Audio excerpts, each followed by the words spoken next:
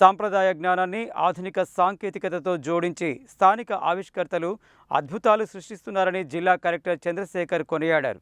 గ్రామీణ ఆవిష్కరణలకు ప్రభుత్వ మద్దతును నేరుగా అందించడం ద్వారా రాష్ట్ర ఆర్థిక భవిష్యత్తుకు బాటలు వేయడం సంతోషించదగ్గ విషయమన్నారు.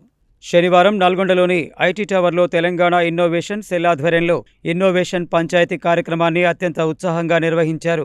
నల్గొండతో పాటు యాదాద్రి, భువనగిరి, సూర్యాపేట జిల్లాల నుంచి సుమారు 60 మందికి పైగా ఔత్సాహిక పారిశ్రామికవేత్తలు, విద్యార్థులు, గ్రామీణ ఆవిష్కర్తలు తమ సరికొత్త ఆలోచనలతో ఈ కార్యక్రమానికి తరలివచ్చారు.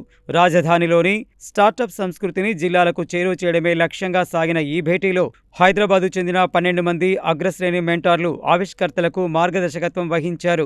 వ్యవసాయం, ఆరోగ్యం, పర్యావరణ హిత ఇంధన వనరుల రంగాల్లో స్థానిక యువత రూపొందించిన నమూనాలను నిపుణులు పరిశీలించారు. నిధుల సమీకరణ, మార్కెటింగ్ మెళకువలు, వ్యాపార విస్తరణలో ఎదురయ్యే సవాళ్లపై ఆవిష్కర్తలకు ఉన్న సందేహాలను నివృత్తి చేశారు.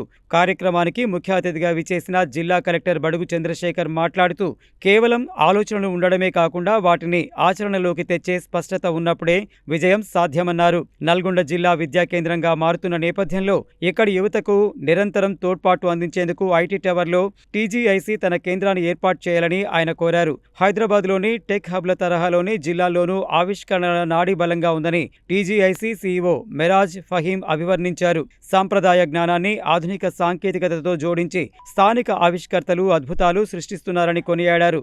గ్రామీణ ఆవిష్కరణలకు ప్రభుత్వ మద్దతును నేరుగా అందించడం ద్వారా రాష్ట్ర ఆర్థిక భవిష్యత్తుకు బాటలు వేస్తున్నామని ఆయన పేర్కొన్నారు. ఈ కార్యక్రమంలో టీజీఐసీ బృందం, స్థానిక అధికారులు, ఔత్సాహికులు పాల్గొన్నారు.